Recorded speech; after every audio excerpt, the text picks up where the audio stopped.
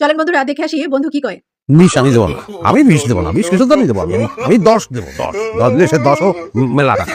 1 2 3 4 5 6 7 8 9 10 10 লাখ টাকা তো আমি দিয়েই দেবো। 10 লাখ টাকা দান করে রে বাবা রে, এ তো মেলা ওজন।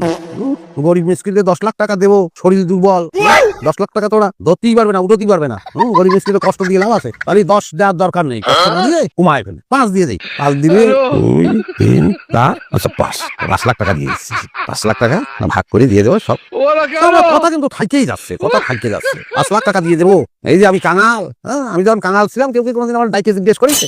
কেউ 2 টাকা দিচ্ছে, 5 টাকা দিচ্ছে, কেউ কোনোদিন আমার দেয়নি, কেউ কোনোদিন দেয়নি 5 টাকা। তাহলে আমি 5 লাখ দিতে যাবো কোন জন্য? আমার টাকা, আমি কিছু জানি। 5 আমি দিতে পারবো না, 5 হবে না, 5 দেবো না। আমি 1 দেবো। 1 লাখ টাকা কি কম নাকি? 1 লাখ মেলা টাকা, 1 লাখ টাকা আমি একদম দিয়ে দেবো, কোনো অসুবিধা নেই। 1 দিলি করে সেটাই টাকা, এত সুবিধা টাকা। ওরে টাকা কারে কয় সেটা তো আমি জানি। টাকার কষ্ট, টাকার কথা আমি সবচেয়ে ভালো করে জানি।